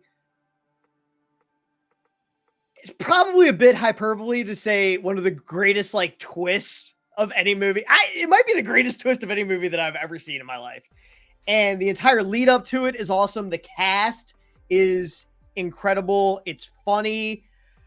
And that's The Usual Suspects. There it is. Okay. The Usual Suspects, man, is incredible. It's incredible. And if anyone hanging out with us here or on YouTube has never seen it, I don't want to spoil anything because it's that good to me. Kevin Spacey is incredible. He's got Stephen Baldwin. Benicio del Toro is absolutely hilarious. Yep. In that, and it just has one of the greatest. It's this ragtag, almost like Ocean's 11 style kind of like criminal thing. Where just like random guys working together, trying to do a job, trying to make money, kind of thing. And this entire time, there's this like underlying boogeyman who's kind of like pulling the strings on everything that everyone talks about. And he's very much like the boogeyman that when they're talking to other criminals, and that's Kaiser Soze, right? So it's like, oh, this guy's associated with Kaiser Soze. And they're telling each other like these like tall tales. It's like, oh, so-and-so went back on a deal with Kaiser Soze and he went and did this and that to their family. And he don't mess with Kaiser Soze. Yeah, he's like, oh, he did a job for the Russian mafia or whatever, and they killed his wife and his daughter, and so like he went and like killed every person they've ever known, and like it was like, and he's like the boogeyman, right? Yeah, and it's like this entire thing, and they're interviewing Kevin Spacey, his character in it, who's disabled guy, I guess, like, walks with a limp, he's not all there mentally, kind of thing. Bit of a simple guy, bit of a cripple. Yeah. And he's explaining the story to the cops, and it's just, you want so badly to spoil God, this movie. I want to tell you. So... It's 25 years old. All right. Okay, here. I'll give you carte blanche. 2 weeks ago, I had my brother on. We did our top 5 twist endings to movies, and I spoiled the shit out of this then. All right. So, like, we just talked about this. I just rewatched it. Carte blanche, my friend. Go for it. Here we go. He's sitting there in the detective's office. This is Kevin Spacey. I forget his name in the movie. It's like Verbal Kent. Verbal Kent. Thank you. Verbal Kent. And he's like, again, like he's a simpleton. Everyone thinks he's an idiot. And he's sitting there and he's telling them, the detectives, about what went on. And like he would just chime in with these random things. They think he's an idiot, right? Yeah. He's like, oh, you're drinking coffee. I've had good coffee. I used to be, collect coffee beans in Skokie, Illinois or whatever. And they're just like talking to him. He's weaving them the story. And then like finally at the end of it, he's like, all right, am I free to go? And they're just like, yeah, get out of here, whatever. And he starts walking out, and the cop's sitting there and he's drinking his coffee. And he turns around to where Verbal is looking at like the board, the post-it board behind him, the bulletin board behind him. And he's drinking his coffee and he's just like looking at the things that are on the bulletin board. And you see it all, right? The names of things, locations of things, just from like stuff that Kevin Spacey's character was looking at as he's telling them the story. And he looks at his coffee cup and like looks at the bottom every time he goes to take a sip or whatever. It's like the bottom of it's like made in Skokie, Illinois or whatever. And as he's having this realization, Kevin Spacey's walking outside. You see him like he's walking with the limp. He's going. And as he's going, like slowly the leg starts to straighten out. The hand that he had like twisted up, pulls out a lighter, lights a cigarette. He shakes, and all of a sudden it like cuts to him, and he's just like, "This is the guy. Yeah. This is the guy." He gets in the limo with the butler, Mr. Kobayashi. Yeah. Mr. Kobayashi, the guy that was like, you know, the front man for Kaiser Soze the entire time through the entire story. The mouthpiece. And that's the butler for him, and he gets in there and just drives away.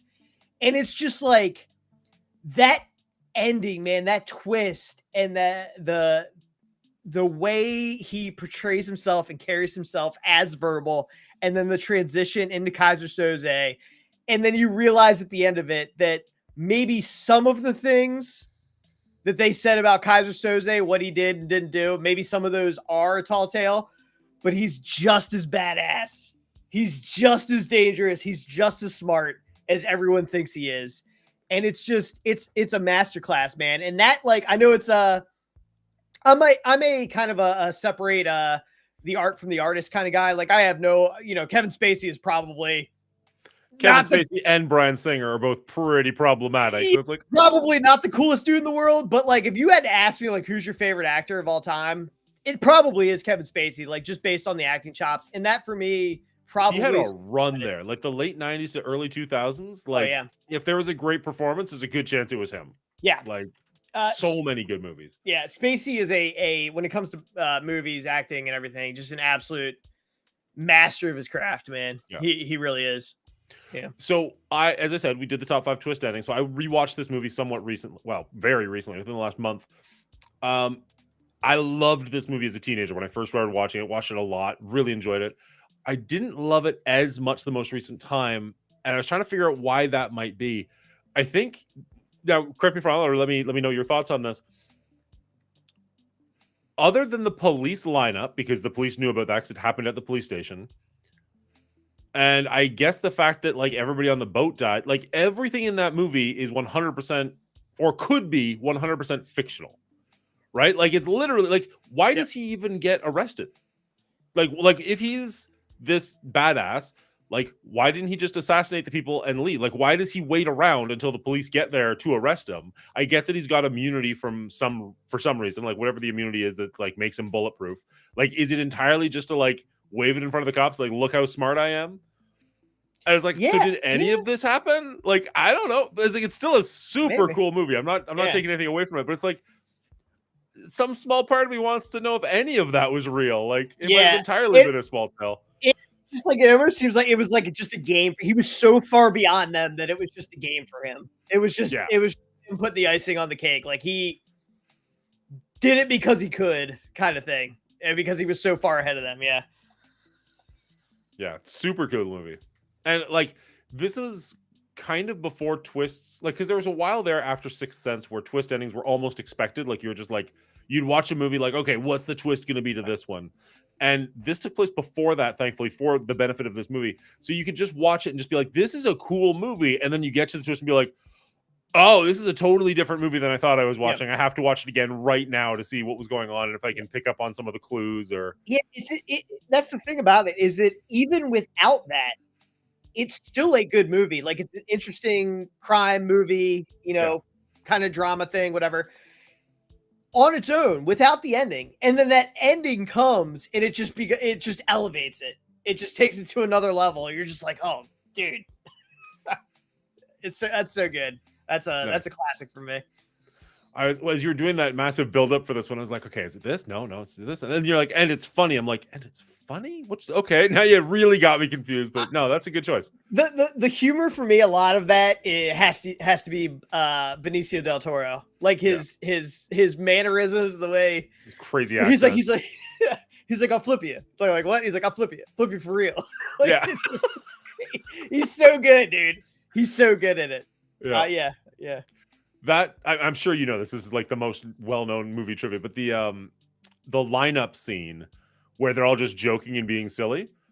apparently that was on set. They actually were just joking. Like, they got the giggles and they could not get rid of it. And Bryan Singer was pissed off at them. Like, guys, this is a serious scene. Do it right. And they just couldn't stop laughing at each other. They're just like trying to make each other break. So they ended it for the day. They're just like, whatever, just get out of here. We'll try again tomorrow. Came back tomorrow, recorded the scene properly, and ended up being like, nah, you know what? The joking scene where they're just laughing at the cops was actually better. And that's the one that made it into the final cut. Yeah. I think for the betterment. Like, I think it really does show you like who the characters are, where they're just like, we don't take you seriously. Like, you guys they're just career criminals. They're just like, we've done this so many times. Yeah, absolutely. All right. Let's move on to, I see, okay, 1, 2, 3, 4, 5, 6, 7. So we're at 7. So you've only got 2 left. Is that accurate? I have 2 left. Yeah. Are they of the same category, or do they switch it up? They are not. I have comedy, and I have probably what I consider to be, at least from what I've watched, probably greatest movie of all time. And also, can I throw in one honorable mention? 100%. At the end, just an honorable mention. Sure. All right. So let's move into your comedy. What do you got? All right. So comedy. This is a movie that I know it's been said many times, and I think is 100% accurate. Could never be made in the modern day. I don't think it could exist. But I think as a in the modern, mentality and right and wrong and what's proper and what's not, what's a line too far.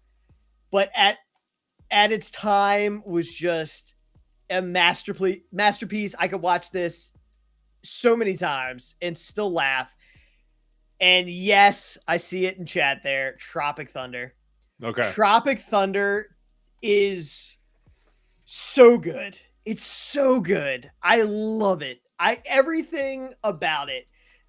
I'm not the biggest Jack Black fan in the world. Jack Black as the dude that's like hooked on heroin the entire time, who like starts going through withdrawal, and like just amazing, where he's just like, oh, I just need my jelly beans or whatever. Ben Stiller getting abducted and like basically getting brainwashed by that, like wherever they are, Colombia, the Colombian gang that has him. Playing the mentally retarded guy, and in this movie, he's like, that's what he's known for now. Like, his movies are falling off. They all think they're on the set of a movie. He gets to that village, he gets abducted, and they all recognize him as like Simple Jack, which is like the movie where like his biggest flop. He's like an absolute joke. He's like, oh, we love Simple Jack here. he's like, oh, it's the only movie we own. He's like, oh, you have it on VHS, okay? And they make him do the Simple Jack stuff. Robert Downey Jr. in blackface. It's just like, who could pull this off? Like, and I don't know a single, I'm sure it exists. I don't know a single person that looks at that movie and is just like, I can't believe this was, I'm sure they exist. I want to say he was nominated for an Oscar for that role, which is mind-boggling. I think he should have been, man. He crushed. He does the method acting and the entire. I mean, like the other guy that's there, the rapper, whoever it is, he just like he uses the N-word one time and he just embraces them. And he's like, for 300 years, that word has kept our people down. And he's just like, what the fuck? It's just, what do you mean, you people? What do you mean, you people? It's so good, dude. Everyone absolutely crushes it. McConaughey, or he refers to what's his Tugger Nuts or whatever. He's like, oh, it's about that TiVo. You didn't get the TiVo deal or whatever. He shows up at the end of the movie and throws the TiVo up, and it intercepts like an RPG rocket. Like the helicopter gets away. Tom Cruise as like his agent, whatever he does, the agent or whatever, where they call him and like offer them money. He's giving them the deal for the hostage negotiations or whatever, and he just tells him to go F himself. It's such a good cameo for him because it's so out of character. You're just like, I've never seen him like bald in a fat suit doing. Oh man, it's just I absolutely love it, man. Everyone, it's just like So is this one you watched like in the theater, like relatively when it first came out? Like I came to this one super late. Like I watched this maybe like 2 years ago for the first time. I don't remember offhand if it was a theater view for me, but it was right around when it came out. Yeah, okay. I watched this for sure very early on. And I think it's hilarious, man. It's such a fun and funny movie. And yeah, I don't know. I just think it's all these people. Like I think of Robert Downey Jr. and I don't necessarily think comedy, man, but like he absolutely crushed it. Matthew McConaughey crushed it on the comedy side of it. Tom Cruise crushed it. Like they just had these perfect roles of just these over the top Hollywood douchebags that are just all about the money. And it's just like, it's such a funny satire of that in like a bizarre circumstance, right? I think in a certain way, it might be funnier or might have done so well because these are like straight faced actors who are doing funny roles, as opposed to if you just got like Owen Wilson, Jim Carrey, Ben Stiller, and just have everybody try to like one up each other. You know what I mean? Like that might just get too ridiculous, but it stays somewhat grounded, even though it is entirely ridiculous, because you're watching these like straight actors. And like none of them are, well, okay, Tom Cruise, I guess, but like most of them aren't playing it for comedy, right? Like Robert Downey Jr. is playing a serious role, but it's just so freaking ridiculous that you can't help but laugh at him / with him. Yeah. But yeah, it's you're so right though. good, Like I can't imagine this one getting made in 2024. No. And like the opening or whatever, where they like land in the helicopter in the jungle and they take a couple of steps and one of the dudes just explodes on a landmine. And they're just like, oh man, these special effects are really something. He just evaporates into a mist. He's just like, oh, really? They really went all out with the special effects, huh? Like,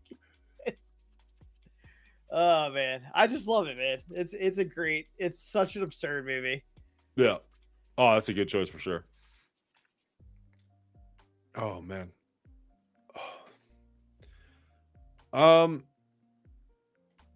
I have like a question for you that's going to like encompass kind of everything, so I'm going to save that for the very end. But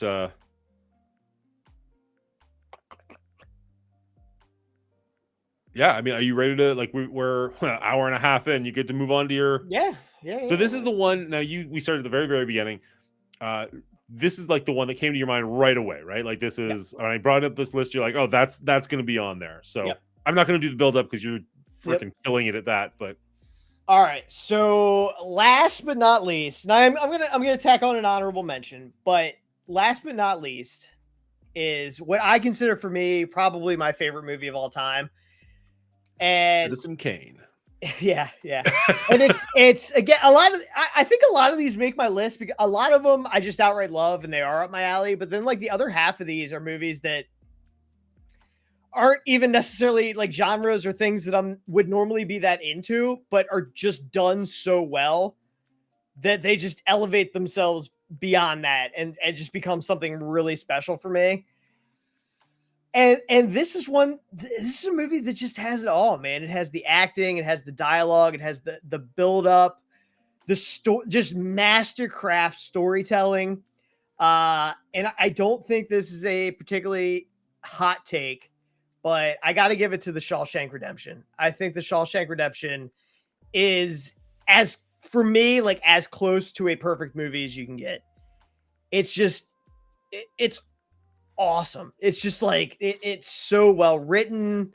It's such a fantastic progression of story. The characters are just, I love it. I don't know. It's just, it's probably, in my opinion, it is damn close to a perfect movie. And I don't think that's a hot take. I think most people would agree with that. Even if it's not on their personal top 10, it's hard to find things to nitpick or be like, no, I didn't like it because of X. Like, no, it's just so incredibly watchable, so incredibly rewatchable.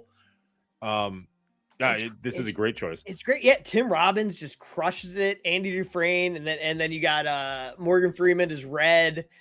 And like the entire story, like how Andy, he's like the smartest guy in the prison, right? He's like, I think he's like a banker or something, but he's like helping the prisoners out with like their legal issues. And then he gets into like help.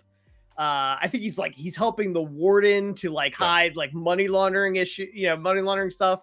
The entire time he's slowly digging this trench out of his cell. He just like he builds up this repertoire in prison. Is like, and there's a period of time where like this gang is messing with him, and then he like helps some dude out to like avoid some tax or some like legal issue that he's dealing with his family, and that guy goes and like beats the crap out of like the leader of the gang that like assaulted him or whatever. Finally gets out,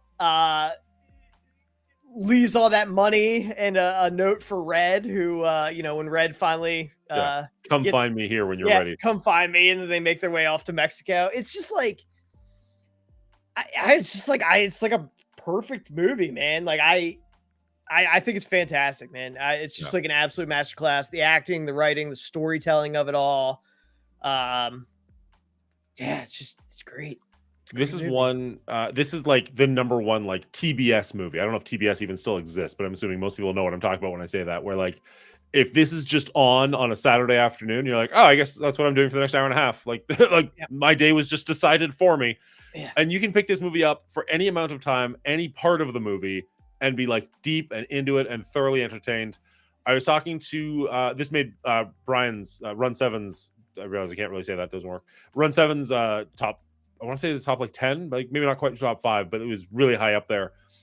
And I was talking to him and I'm like, I think I've seen this movie all the way through beginning to end one time, but I've seen every scene of this movie a dozen times, but just like out of order or just like random clippets. But like to actually like put the DVD in the box, watch it from beginning to end, I think I've only done that once. But like I could quote huge parts of this movie to you because I've just seen chunks of it so often. Yeah.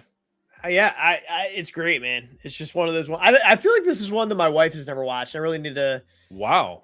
Yeah, I think I need to get on that. I feel like I've brought it up in the past, and she's like, I've never seen that. I feel like I need to get her to watch that. I think she'd really enjoy it.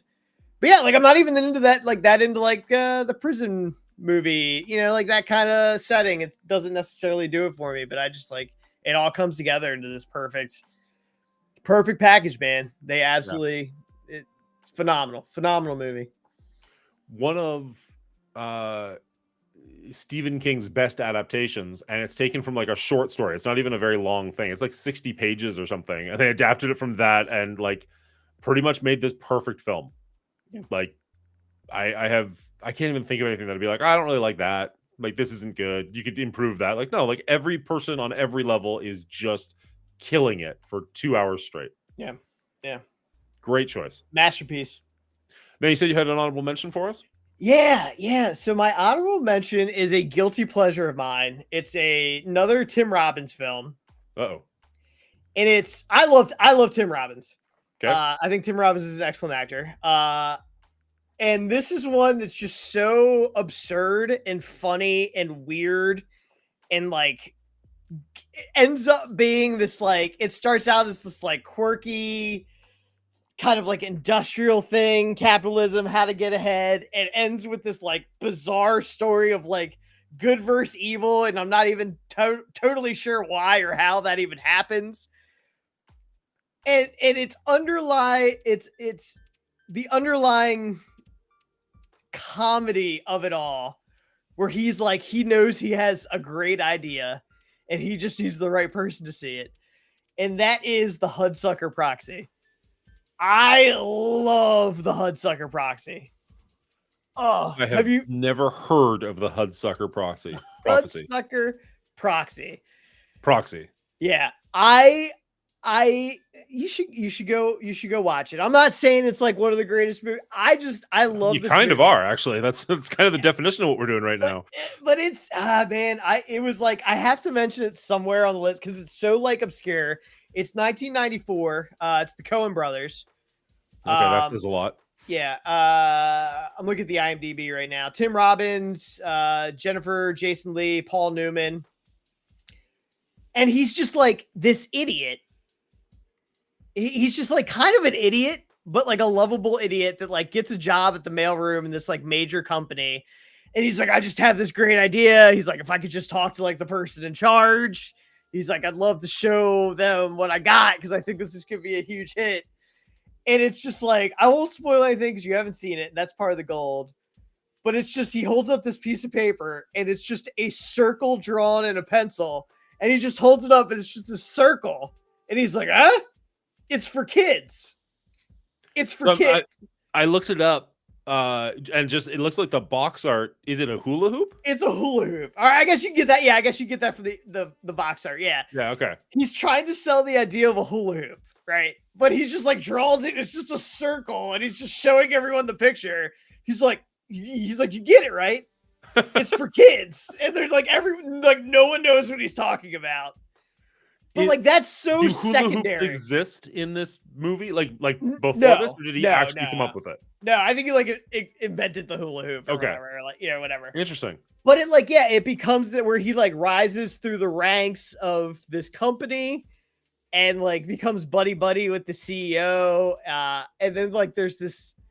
It kind of towards the end becomes this like thing of like good versus evil kind of thing. Like it's a very bizarre transition into that, but yeah, I would highly recommend it, man. It's just like it's so quirky and weird, but it's a really well done. It's a really well done film, man. I'd highly recommend it. Anyone who hasn't seen it, Hudsucker Proxy.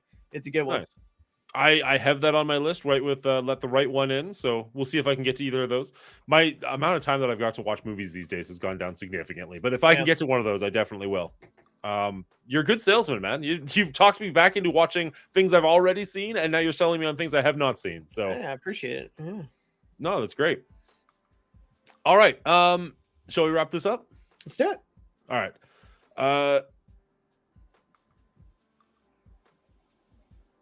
Sorry. Okay.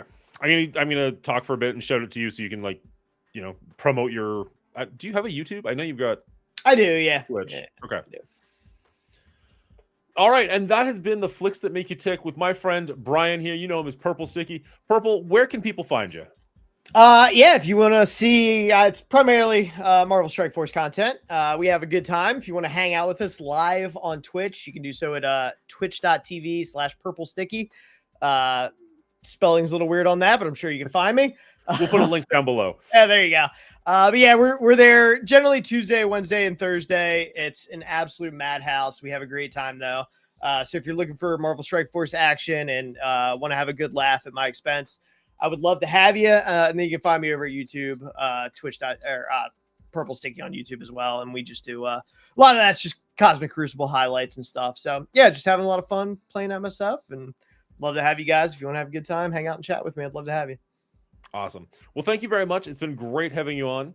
We recorded this live over at twitch.tv/The Show. So you can head over there and hit that follow button if you like. Or if you did enjoy this content, hit the like button and subscribe on this channel. We're trying to grow this movie channel out bigger, trying to get a little bit away from Marvel Strike Force, have some other avenues. So if you enjoyed this, hit the subscribe button. We'll have more great content out this for you very shortly. Until next time, you guys have a great day. And we'll see you later. That was awful. I have to redo that, but whatever.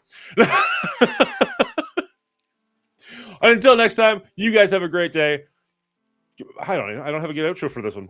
I usually talk to commanders. It's like, check you later, commanders, or whatever. It's like, I can't call the regular audience. Give it the Seacrest. Mongoolie out.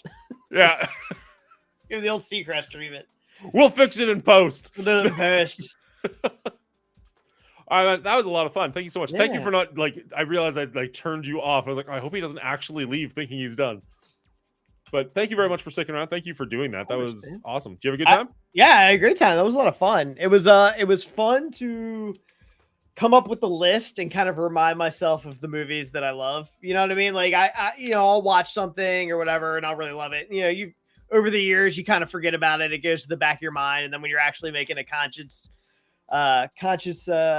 list and really, just kind of reminding me about like the movies that I love and why I do. So I appreciate it. It was an awesome exercise. So.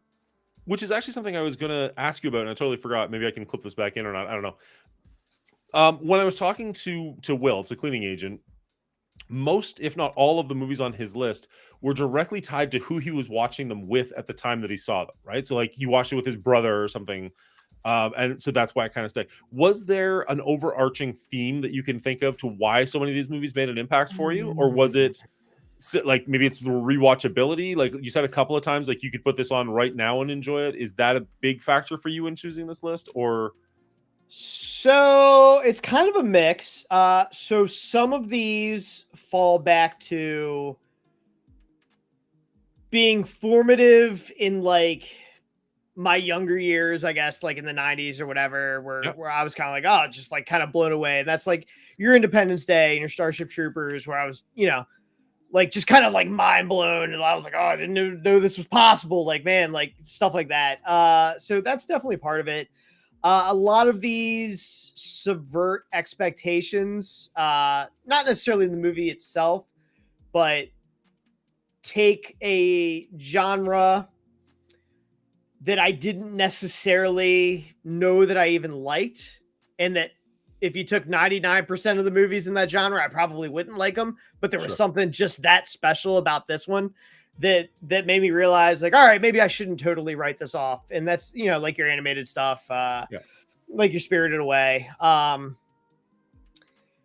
then I would say for the greatest of all time, for Shawshank, that stands on its own, as if nothing else, like on its own, I think that's probably my favorite movie of all time. But that's also very special to me. One of my best friends when I was in high school for years, my buddy Matt, passed away several years ago. And that was a movie. I think him and I skipped a day in high school, hung out at the house, maybe did some things that we shouldn't do. Watched the Shawshank Redemption. Probably ate too much food and had a great time. And we always refer to it as the Shank. So, after that, for years after that, we're like, oh, we gotta get back together and watch the Shank again. Like that kind of, so that holds a special part, a special place in my heart for that. Just kind of memory of watching that with him and us just being mind blown at it. Just like, oh, it's just like such an incredible film. That's awesome.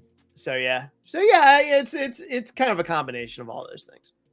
Very cool. Well, thank you for sharing your list with us. Yeah, man. Thank you so much for having me. I really appreciate it. Awesome. Yeah, I'm totally going to cut that in because that was actually really cool. Other than that, it's getting close to 11 o'clock. I'm pretty okay to sign off if you're good. I'm good, man. Thank you again for having me. I had a great time. I'd love to come back and do whatever quizzes or what. I don't know if I do a good job on that, but well, we won't find out until we have you on. So yeah, that's true. I'll find you an opponent and we'll go from there. Yeah. Thank you everybody for hanging out with us. We got a couple of nice jobs, nice lists. Commander Fox says your list was good. Green Tuck saying nice job. This was awesome. We do this. Well, we don't do this. We do a movie show every Thursday night at 9 p.m. here on the Monguli Show. So come on back. We've got Brian every other week. Sorry, not. I keep forgetting that you're Brian. We've got Run 7 every other week. We have my brother on once a month for a top 5 list, and we do the flicks that make you tick once a month. So 1 month from now, we're going to have Benny Westside on. I talked to him quite a while ago. Hopefully he's still up for it, but he sounded very enthusiastic when I asked him. And if anybody out there in the audience wants to be on this show, reach out, let me know, and maybe we'll have you on for a Flicks That Make You Tick at some point down the road. I think it's just a ton of fun. We are going to have, at one point, July 18th, I think it is, we're going to have Cleaning Agent and Run 7 on for a show called R Rating, which I'm really excited for because that's something I wanted to do years ago, where we're going to break down a franchise by movie, give it a rating, and then put it on a board. Not probably like a graphic, not an actual board at this point. So that by the time you start getting like the 5th, 6th, 7th, 10th, 20th franchise, you can start really ranking like where they actually land. Like, are they higher than this? Does it deserve to be like, okay, is Aliens actually better than Predator? Stuff like that. I think that one's going to be a ton of fun. The first one will be a bit weird because this is going to be like on a blank sheet. But after you get a couple of down there and you can actually start like ranking them. In my brain, I'm picturing, like, do you ever watch Top Gear? I'm familiar. Yeah. Yep. So they had that one guy, the test pilot, who could like actually run the course really quickly and then do different cars and then rank the cars like based on what speed this guy could get them around the course at. I'm kind of picturing that, but with movie franchises. I think that could be a lot of fun, but we'll see. Also, I just really enjoy hanging out with those guys. Yeah. So sounds awesome. You know what we should do? I'm throwing it out there. Every once in a while, we should get together. You pick a movie, or maybe we go back and forth. I'm interjecting myself into this, by the way. Let me just. I'm totally here for it. This is a great time. One of us picks a movie, you or me or whatever, or somebody else. We watch it, and then we reconvene and do a recap of it with a rating. Like a what club. Almost like like a review, where we talk about like, all right, this was ridiculous, or this was like speak our piece. Why? Maybe you know what I mean. Half hour. or whatever. Short and sweet. Everyone speaks their piece on whatever the movie. See what everyone thinks. I don't know. I love Just it. Out there. No, I'm It here could for be that. fun. That could be a good time, man. Okay, we got Bendable Straws online playing some Marvel Strike Force right now. I'm gonna throw you to them, and I gotta do a little bit of editing first, and then I'm gonna head to bed, hopefully before midnight, but we'll find out. So thank you all for hanging out with us. We're gonna send you off here to Bendy. You guys have a great night. If there's anybody here who's he's here for the movies and not like because they know us from Marvel Strike Force, show Bendable some love. Give him a follow when we get over there. Cheers, everybody. Bye.